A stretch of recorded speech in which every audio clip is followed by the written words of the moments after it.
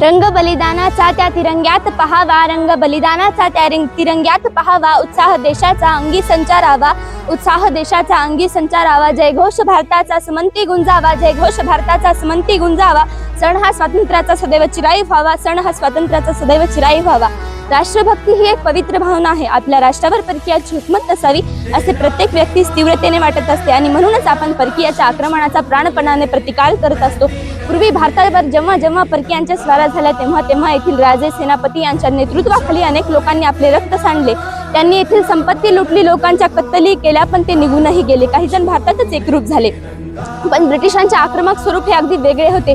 British हे व्यापारासाठी भारतात आले होते। त्यांनी प्रथम बंगालमध्ये ईस्ट इंडिया कंपनीचे राजकीय सत्ता म्हणून पाय रोवले आणि हळूहळू आक्रमक स्वरूप धारण केले।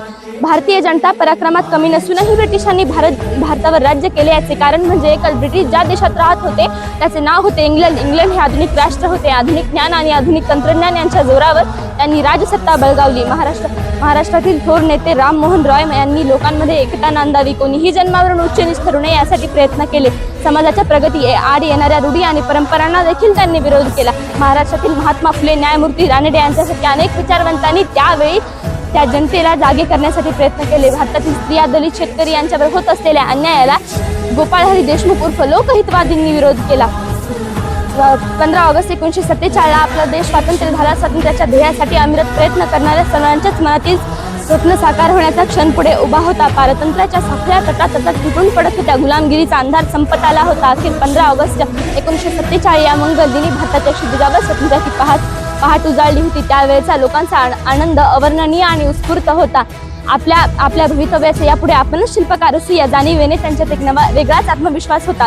डोक्यावर सप्तरंगी आकाश आणि पायाखाली माती घेऊन चालणाऱ्या भारतीयांचा एक नवी वाटचाल सुरू झाली होती। रात्रीच्या प्रशांत समयी सारे जग झोपलेले असताना भारत हा स्वातंत्र्याच्या युगात नवा जन्म घेत होता।